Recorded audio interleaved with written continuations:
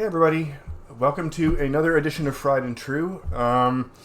We are going to be, I'm going to be moving slow tonight. I managed to crash my electric skateboard on Sunday and just started walking again pretty much today. So moving a little slow and I'm a little bit sore, but it kind of suits tonight because I picked something, easy to make, which is fantastic. It's right out of the little blue book. This is one of our go-tos, and it's simple to throw together, shows off a couple of good techniques, and I think you'll really like it. So, but as always, we're going to start with a cocktail, and I think we're doing this one for a second time. I think I did the whiskey sour very early on, but I wanted to do it again because I wanted to show off the cool thing for this week, which I just got last weekend, which is a Boston Shaker. So I don't know if you guys have seen the previous streams and me mixing cocktails in, I don't even know where it is. Oh, I threw it out. I used to have one of those like all-in-one things. I wanted to try it. When I was a bartender, I always used these.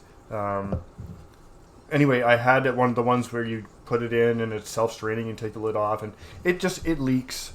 It was a pain in the ass to use, and I've been looking for a Boston Shaker ever since.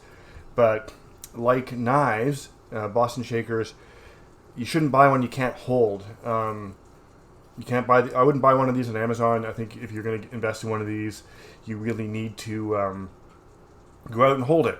Anyway, I happen to be at the they're one of my favorites. I happen to be at the Dillon's Distillery, and they had them on the shelf, and I got the copper clad one because I thought it looked kind of pretty, but it's like stainless inside. So I'm going to be using this tonight, and I'm doing whiskey sour because it was the only cocktail I could think of that was shaken, and it actually gets shaken twice on short notice. So let's do that real quick. By the way, sour also, in keeping with the theme of the stream, is a technique. So you can make a sour with any spirit. You can do it with bourbon, rye. I don't think I'd do a Scotch sour, but you could. So basically it follows the old school theme of drinks where you have a sour agent, a sweet agent, and a spirit. Like if you think about it, a daiquiri is simply a rum sour, right? You've got daiquiri is lime juice, simple syrup, and rum. So anyway, whiskey sour is one of my favorites. So let's get to making this drink. We're just going to build it right here in the shaker. So first of all, we need whiskey, and I need my jigger. Hang on, guys. Okay, apparently I don't have it. Okay, I don't normally use a measuring cup for doing drinks, but I'm making two. I'm making one for Banana Socks as well.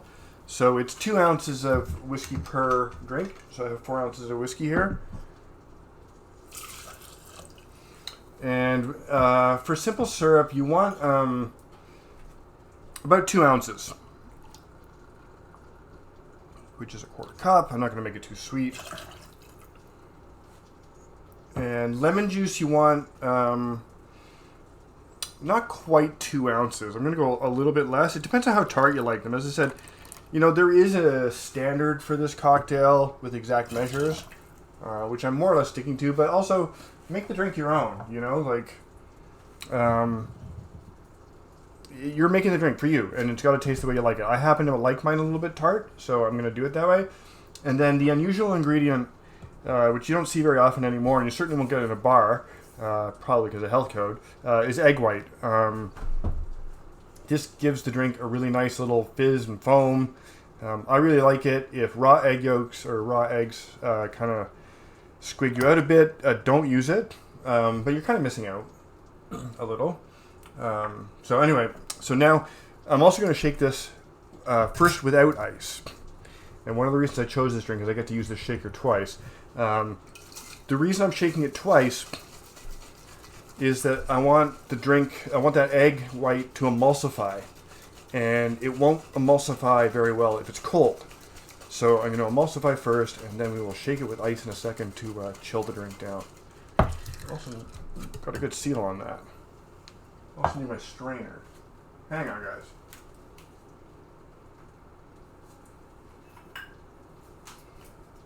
As advertised, I am only semi-organized with it tonight. So a little bit of ice. And now we're going to chill the drink down. Which means we get to shake it again. This is going to be a little bit louder.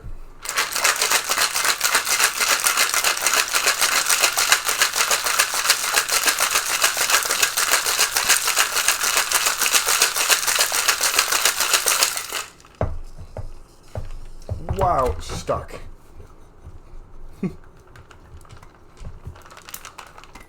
There we go. No, I need a towel here. Everything is so humid in here. Nope. There we go. Does not want to let go. There we go. Okay. So I've got, these are the Dorothy Thorpe. These are technically martini glasses, but I quite like them for whiskey sours. We got a nice froth on these. It's gonna be a little bit extra, which I'll get out later.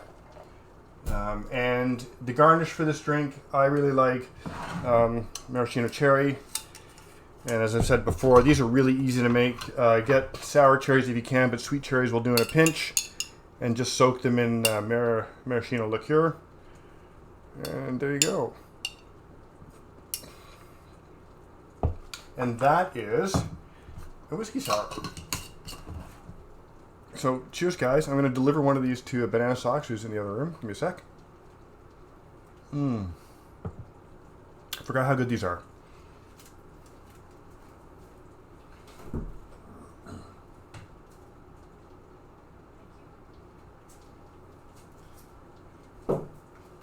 Okay, so any questions about whiskey sour before we go on to the main event? Other than how good they are. Okay, so tonight we are doing a roast chicken and warm bread salad. And I love this meal because it is an all-in-one thing. You can whack it in the oven. The prep is really easy. Goes in the oven, you take it out, and you just plate it and serve it. So the first thing we are start of the show always chicken, and get a good chicken. Like, don't use a supermarket chicken if you can help it. Get one from your butcher. It just, you know, it's kind of the star of the show here, and it needs to be good. I got this from Farm Boy, which is not really a supermarket, but they have good chickens there. And we are going to spatchcock this guy. And if you don't laugh a little every time you say spatchcock, you really need to liven up a bit. Okay, so, oh, camera switch. Yeah, hang on. There we go. Star of the show, chicken. Now, I didn't do anything to this chicken. And that's sort of in keeping in theme with the weeknight. Put this together. If you have time, of course, brining your chicken overnight. Fantastic. If you don't want to do a brine, you can, pick up the skin, pack some salt under there, do a dry brine. Both those things I would have done if I had time, but I don't, or I didn't. So, if you don't do anything, that's okay too. So, normally, when you're roasting a chicken, you would trim some of the fat. And we've been over how to take apart the chicken and trim it. But in this particular case, you don't want to trim it. And you'll see why in a sec. But you want to keep as much chicken fat on this thing as you can. So to spatchcock a chicken, you need to cut the back out. And to cut the back out, you should probably use kitchen shears or poultry shears. If you have a very sharp knife, it'll work just fine. This is way easier with poultry shears. But basically, we're just going to take... and you need a sharp knife because I'm just like cutting through the bone and everything else here to take the back out. You kind of want to skip the leg bone there, which we did. So that's one side. And then just, again, cut right down through it.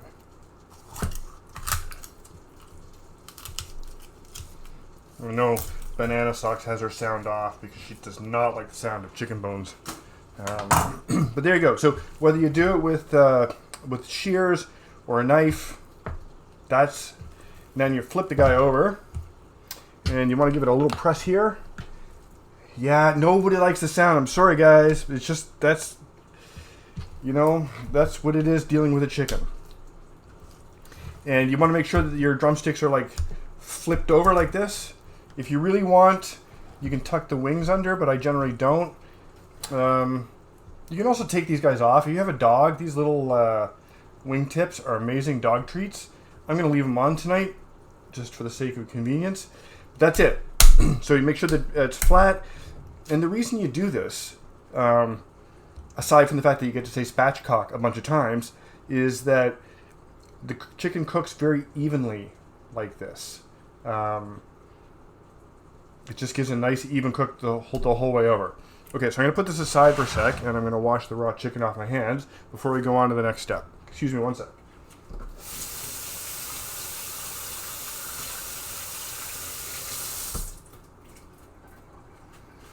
Okay, so that's the chicken part of the warm bread chicken salad. And now let's get on to the bread part. We can go through the rest of the ingredients now. We're going to be using cubed bread. Excuse me. You can use whatever bread you like. Any sort of country loaf will cut up just fine. I've tried sourdough now a couple of times, and I quite like it. So I'm using sourdough tonight, but as I said, any crusty bread will do. So whatever you like. We're going to make a dressing out of like a simple vinaigrette. So I've got here, you can't see it actually, but I've got some wine vinegar. We're going to use olive oil. We're going to put a little bit of Dijon mustard in. And I've got some scallions here and some kind of dried thing. So I really like dried cranberries for this dish. It's got a little of a Thanksgiving theme. You know, you got your poultry and your cranberries. No, I'm just kidding. I don't know. I really like the taste of them. But dried currants would work equally as well. There are all kinds of things you could use that would work. So, as I said, make it your own. Whatever you happen to like is great. I don't think something really tart, like... I wouldn't use dried apricot, for example. You want something a little on the sweet side because it's a vinaigrette, which is going to be quite sour. Okay, so... to prepare the bread, we are going to use some chicken stock, which I have here. And if you don't have fresh chicken stock, if you don't have frozen chicken stock in your freezer, this stuff works very well. But I'm going to even switch the camera for it. We've talked about this a million times, guys. Better than bouillon. If you've got to use base, this is the one to use. Okay, so we're going to take... we're going to toss it a little bit. Actually, I'm going to use a bigger bowl here. Hang on. Let's do it this way. Renegade bread. The reason we're doing this is the chicken is going to be placed on top of the bread in our roasting pan, and the whole thing goes in the oven. And if you don't sort of soak down your bread a little, it will get like too crispy. And a little crispy is okay, but you don't want like blackened lumps. So we're also going to add a little bit of oil here. The thing with chicken when you roast a chicken, you generally want to roast it on the highest temperature possible because you want nice crispy skin. But with this dish, if you roast on a really, really super high temperature, the bread will go black before it's done, which is awkward. So you'll see how we do this. And you can do this in you could do this in a cast iron, like a 12-inch cast iron pan. You can do it in a quarter sheet pan like I'm doing right now. Pretty much any way you like, really. Okay. So how are we doing on time here? Yeah, we're doing okay. This is actually going to go pretty quick tonight, guys. So, any questions on everything we've done so far? Let me wash my hands real quick.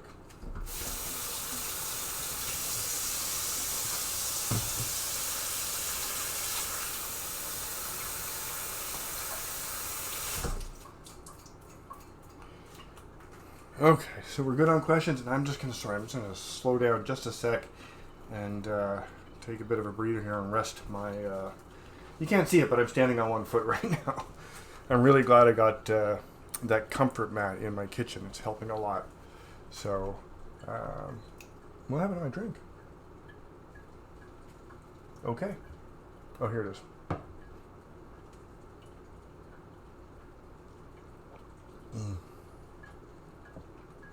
So we're good for questions. I can keep moving because I'm not actually ready to move forward too much further just yet. I've got another one of these guys in the oven because I'm not going to make you. Oh, you know what? We'll make the vinaigrette. Let's do that.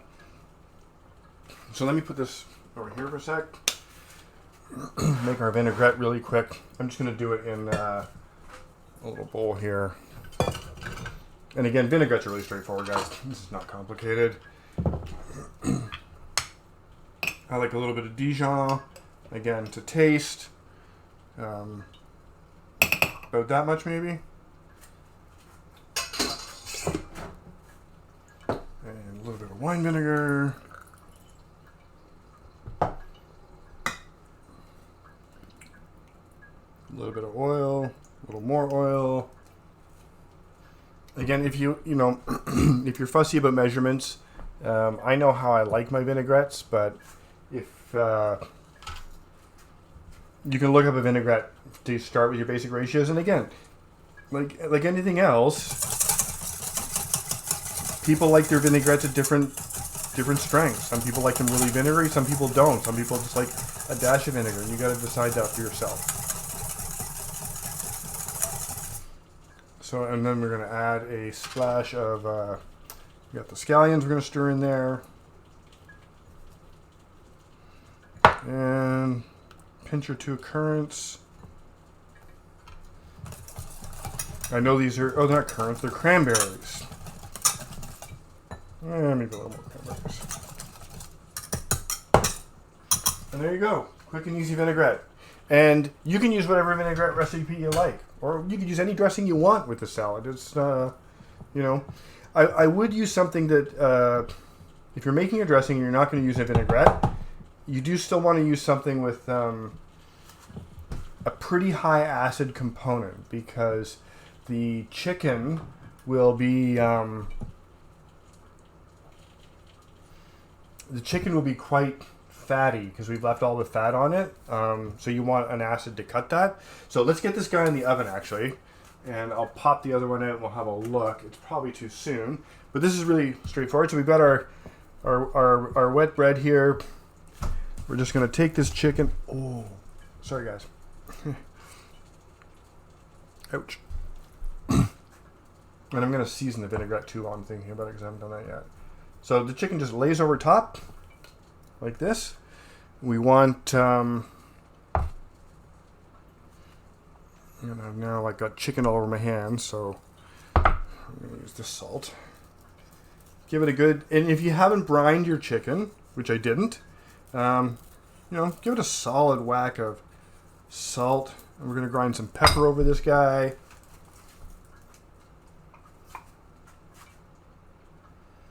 Oil-based, not a creamy dressing. Yeah, I would think so. I wouldn't do like a creamy-based dressing on this thing. It just wouldn't be right, because creamy-based dressings have fat in them.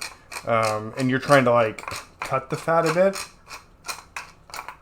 Okay, and like I said, while we have this out, always remember, season your vinaigrette. And when you're seasoning a salad dressing, by the way, or a vinaigrette, you can season it quite heavily, because remember, this isn't a soup. I'm not going to be, you know, spooning this out of a bowl and eating it direct. It's going to go on a, I like this pepper grinder. This is going to go, you know, get distributed amongst the salad and the bread and everything else. So you're not seasoning the dressing. Remember, you have to keep in mind you're seasoning your final dish.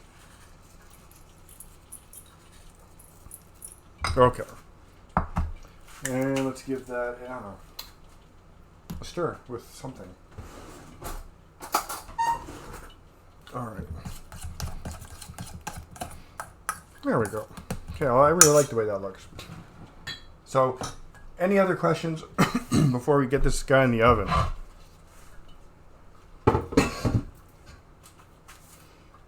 All right. So this guy is going to go in the oven for a second. And if you don't have the latest technology in instant cook ovens, you're going to want to leave that in there for about 45 minutes. And I do mine, I got the oven set at 475. And I have it down a little bit because of the bread. If I was just roasting this chicken direct, I'd have that at, as high as my oven goes, 500. 550 even. But let's get the other one out and have a look.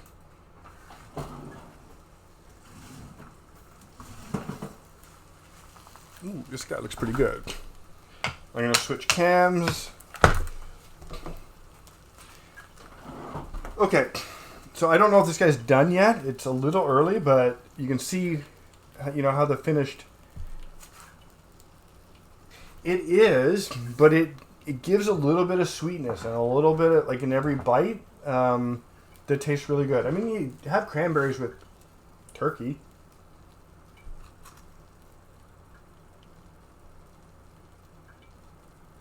And this guy is not done yet. So we're going to crank the oven. We're going to give this another 5 minutes while we talk about cranberries and currants. It's just not quite ready yet. This is very nearly there, but not quite.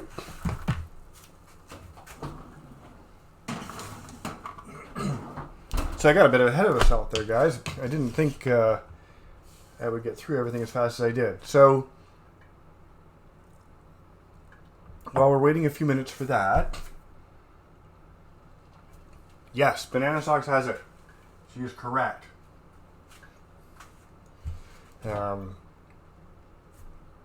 Yes. So I'm going to try and think of another tip or a cool thing to sort of pass the 5 minutes we have going. I'm not thinking 100% straight tonight, so that's just one of it. Oh, good question. So I got here, I don't even know. Ontario sweets. So basically, you can use whatever greens you want. I have done this with everything from straight arugula, which I find to be too bitter. So I have sort of been going with whatever spring mix. This is Ontario Sweets. And in keeping with the theme of like weeknight meals, I always get these prepackaged, already washed, ready to go things. They're amazing. I've seen mixes with arugula. They had all kinds of different things in the store. I happened to pick this one, and honestly, it doesn't even really say what's in it. A mix of sweet salad greens, but it looked good. So here we go. So that's that. And I'm just going to have to wait, suck it up and wait about another 3 minutes. And we'll take that chicken apart and we'll plate this guy. Okay, throw it out there. How's everybody's week going? Anybody else do this over the course of the week? Oh, I didn't see the temp. Ow, ow, ow. You don't have to share the chicken with Darcy, but we're going to have a lot. Sorry, I didn't even see it. I'm catching up in the chat here. What temp am I looking for? I am looking for 150 to 155 in the breast. And I know when the breast hits that temperature, oh, yeah, I kind of like scratched it up a little bit. It went down the left side. Darcy and Emma, don't worry. There will be... I have so much chicken in the oven. A little bit. Yeah, just a little bit. It's fine. I can even breathe today without it hurting a lot. So, I'm making progress. Well, it's better, Darcy, than it was a couple days ago. It's going to leave a mark, though, I think. And it's all my own fault, too, because I actually have a big protective jacket with armor built in and everything, which I wear when I'm riding. If I'm just going to the store and I know the roads, obviously I wear a helmet. but I won't throw on all my gear. If I go out riding to explore, I wear all my gear. It just so happened I got a call from a guy who's actually building another board for me, which I finally got.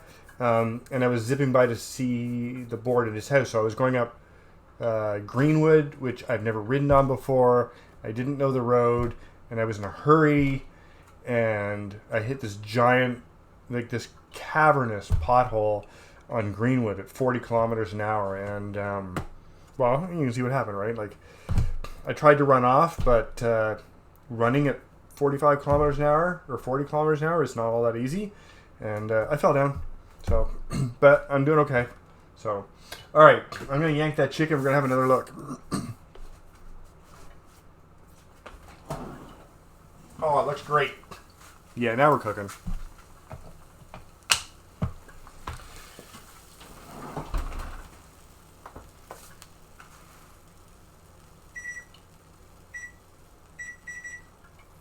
All right, set the timer for the other one. I think we're good here, guys. I think this is good. It's done. Okay, great. Perfect timing. So let me actually figure out how I'm going to do this. Get it plated up. So you're gonna get a great mix. You'll see when we take this out, you get a great mix of like crouton-y. Is that a word? It is now. Crouton-y bits, like they're really well done. And then underneath, the other ones underneath will have like soaked up all the rendered chicken fat, and it is just, it's really good. So let me figure out how to get this off the thing here. Okay, nothing stuck. It's great. Can you guys see it still? No, hang on. So what we want to do is we want to get these off the pan. So we're going to use like, again, one of my few implements for, these are offset spatulas. I don't know if we've talked about these. These things are dynamite. I have a whole set of these in different lengths. Primarily from, come on, primarily from baking, but they're just great for like, well, doing this, where I have to like get under my things and I kind of want to lift them up.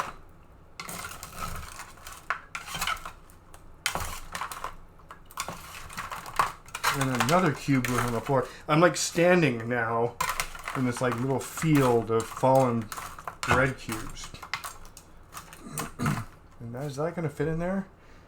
I don't think it is. Okay, you're going to have to give me a sec, guys. I got to like get this mixing bowl here.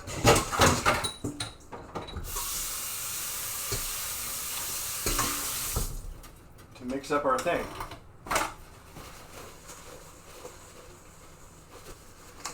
So the idea is, and I don't know if you guys can see. I'm going to switch back so you can see. Ooh, hot. Fuck. I mean, excuse me. Yes, and if I baked Friesian, I would like would totally do that. But I find them incredibly useful for just like lifting stuff up. So the chicken's not quite. No, it was just that was a slight increase in temperature in my fingertips. But I hope you guys can see what we've got here. So we've got these amazing, like, this one's like semi-savory. Well, it just tastes amazing. So good. And this is the reason you don't trim the chicken, because you want all the schmaltz, chicken fat, to render out and soak these bread cubes and make them super yummy. Still too hot to touch. Okay. So now this goes into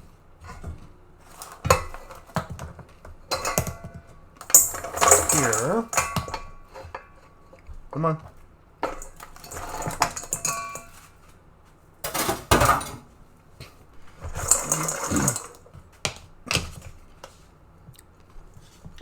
And we're going to add, actually, you know, we're going to wait for a sec. I'm going to let these cool just a little bit. Yes, the bread is the best part. I got to tell you, Kingston, the bread is the best part. You are 100% right. Let's take this chicken apart while I'm thinking about it. Because I want to let the bread cool just a bit, because if you add the greens directly to the warm bread, they'll wilt a bit. So let's take this guy apart. I just want to zip the wings off here. Ooh. Okay, the chicken's really hot. Shit. So I normally let this guy rest about 15 minutes, but I'm not going to do that tonight because you guys don't need to watch a chicken for 15 minutes. And depending on how many people you're serving will depend on how you take your chicken apart. If you have a guest or you're cooking for somebody who likes dark meat, you can just leave this whole. But okay, you don't really need the wings. I'm just going to take them off. It's getting in my way here. Oh, there's a piece of chicken bread.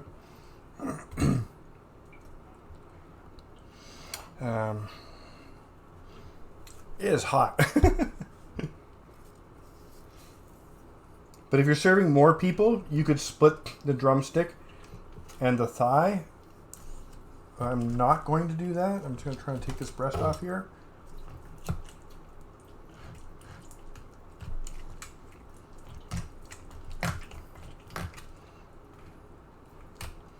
By the way, if you don't feel like taking the...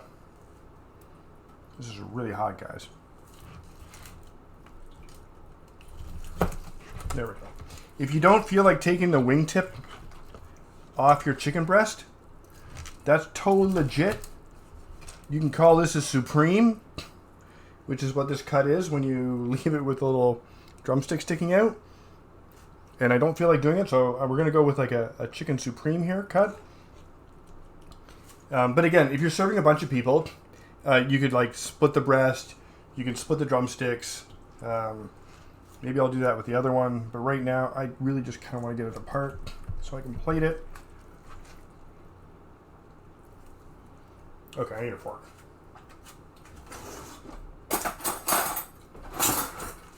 Even my fingertips aren't like totally invulnerable. Okay. So again, I got like, I don't want this actually. I managed to leave the back on this guy, which I didn't want to do.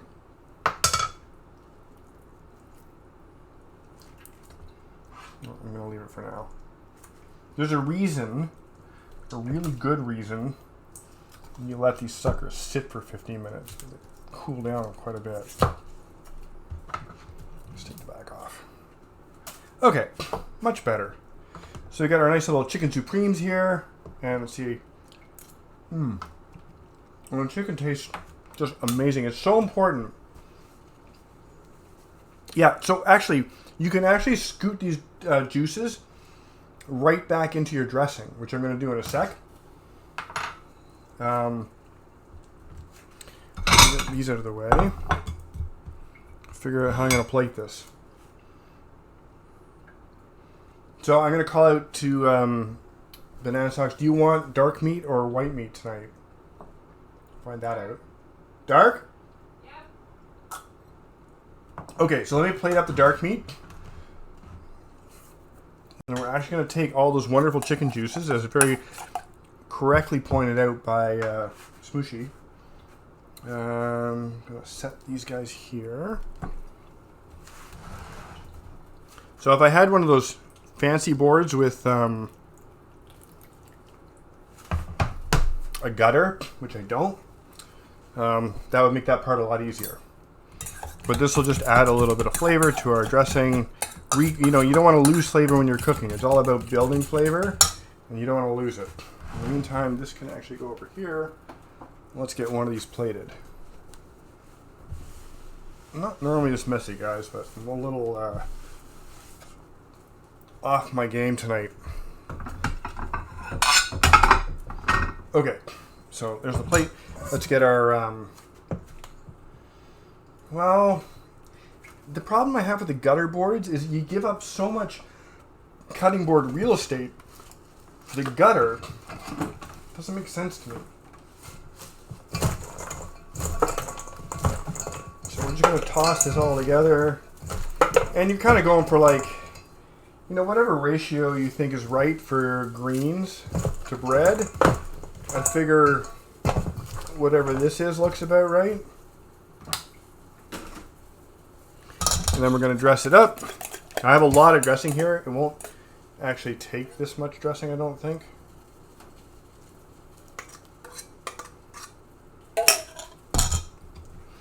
Obviously, if you're serving guests, you're going to toss your salad with tongs or something, not your hands like me.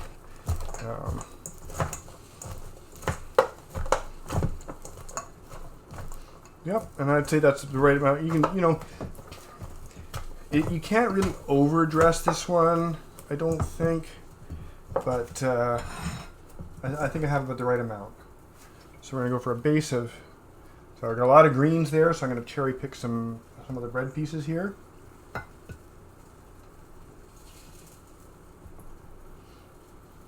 And top that with a little more. Perfect. Slide on a dark piece there. And there you go. Okay. So I don't think I can see that.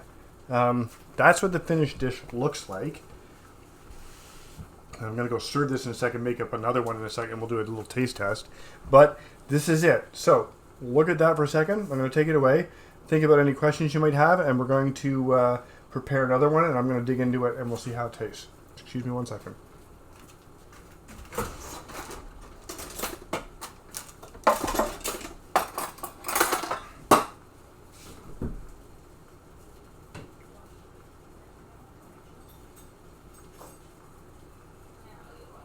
Yeah, I'll make it work. All right, now I happen to like, I mean, I like dark meat, but I also really like chicken breasts. So I'm going to do mine with a breast. Plate it. I'm going to go a little bit lighter on the greens for me because I'm allergic to most of them. But it gives me an excuse to like pack on some more bread. And let's get a piece of chicken here. I like this guy. And there you go. So guys, you know, we're only at 7:37. You know, we've been doing this 37 minutes. I've been doing this for you guys. This, I'll tell you, this thing goes together on a weeknight in no time at all. So let's see what it tastes like. I'm going to try a little bit of the chicken first.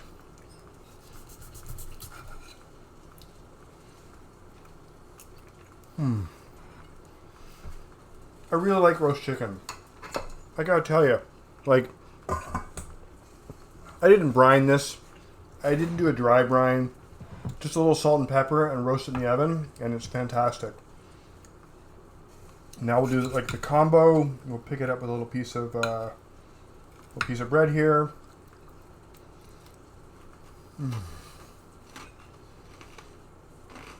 So good. Yeah.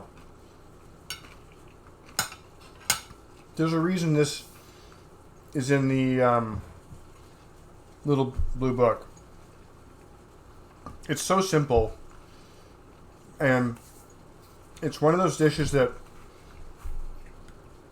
really brings out the best in all your ingredients. Like,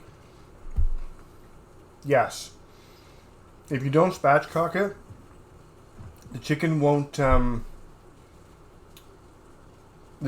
render its fat properly. You need it flat, and it also won't cook right over the bread. You need a big flat chicken thing to cover all of the bread. So I would say yes, it's absolutely necessary. Plus, you get to say spatchcock.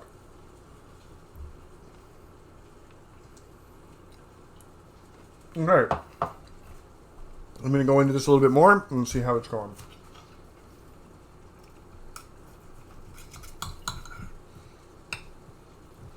Pick up a, and again, this piece here is like, this was directly under the bird. Well, you can't see it. This was directly under the bird, so it's got a nice golden crust right here. but it's all nice and soft here with you know, the rendered chicken fat, and it's perfect. Makes a perfect little morsel.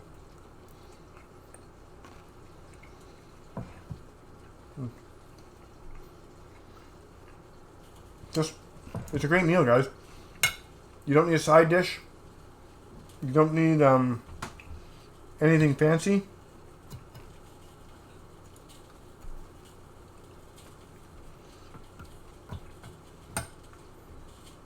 I will say, so this was labeled sweet greens. I think if you're going to pick up a mix, a pre-made mix, don't get sweet greens. Get like, I've seen mixes called like peppery greens or spicy greens. You want some arugula in there. You want a couple of things that are bitter. Because you have a lot of, this is a very, even though it's chicken, it's pretty rich. So, Hungry Moderator already has a dish in front of her.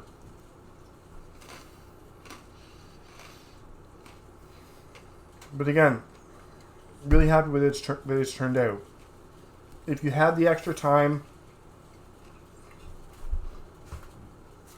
yeah, Kingston's right. You can get, the only thing I find with spatchcock chicken is usually when Farm Boy does it, they season the damn things with some kind of like weird marinade that I don't really like. Like, I don't want a buttered chicken, spatchcocked chicken.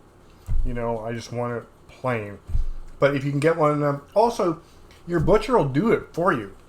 If you don't want to spatchcock your own chicken, you can go to a butcher. He'll do it for free. Just tell him to cut the back out and flatten the damn thing, and he'll do it. So even if it's not in a freezer case, you can get it done.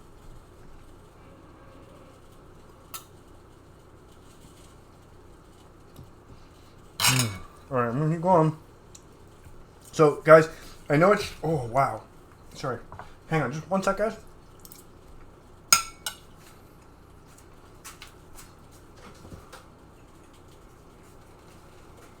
Okay. I'm getting a chair, guys. My leg's pretty sore. Oh. Okay. So I'll be here for a few minutes to... Yes, it is very Canterbury Tales. You're exactly right. This is straight, like, wife of Bath kind of stuff. But, it's really delicious. So, I'm going to hang around for a bit. Answer questions. Continue to eat this. While I wait for the other one to finish, because it's for our upstairs neighbors upstairs, because I knew I had to do 2 of these. And I don't want to waste the food, so. Does anybody else have any other questions about dish? Now that I've kind of like mangled it and eaten half of it. But again, guys, you can throw this together in like, honestly, like if I'm not on camera doing it for you guys, I can prep this whole thing in less than 10 minutes and have it in the oven. That's it.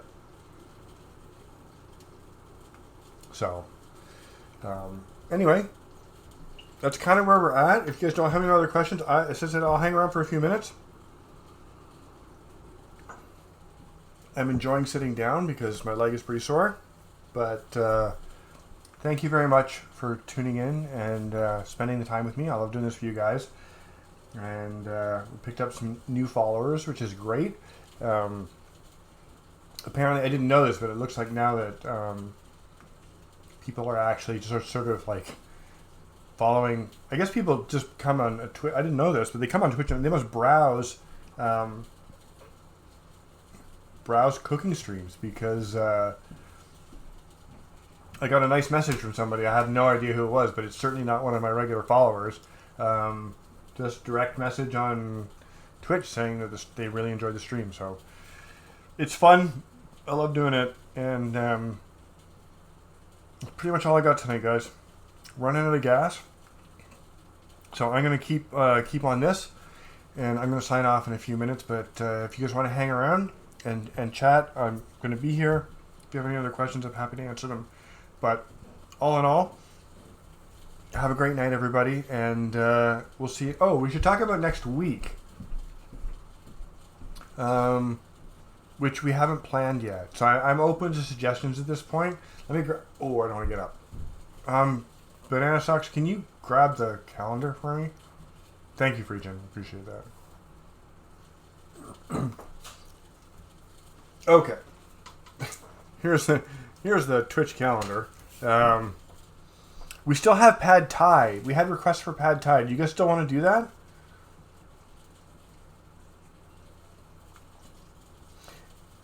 Oh, we have car. So okay, you guys can't see this. Oh, here, let me put it up.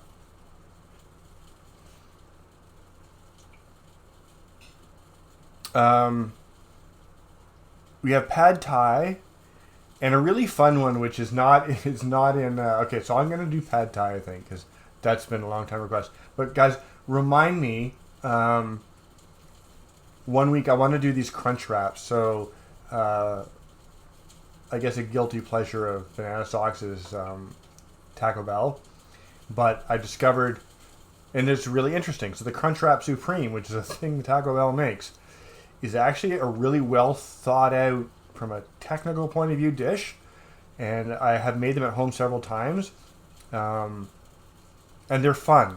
So if you have kids or whatever, or you just like Taco Bell but you can't bring yourself to actually go and order it, 1 week we're going to do homemade Crunchwrap Supremes because they're great. Oh, but next week, by popular request, will be Pad Thai. We'll do a couple of versions of it. I have a weeknight version Pad Thai that tastes 99% authentic, and it goes together just a little bit easier than a traditional Pad Thai, which has a lot of ingredients. But yeah, so Pad Thai will be next week. That'll be really fun. Thank you, everybody, for watching. I am actually going to sign off so that I don't have to sit here because I need to re-up my painkillers. So have a great night, everybody. Thanks for watching, and we'll see y'all next week.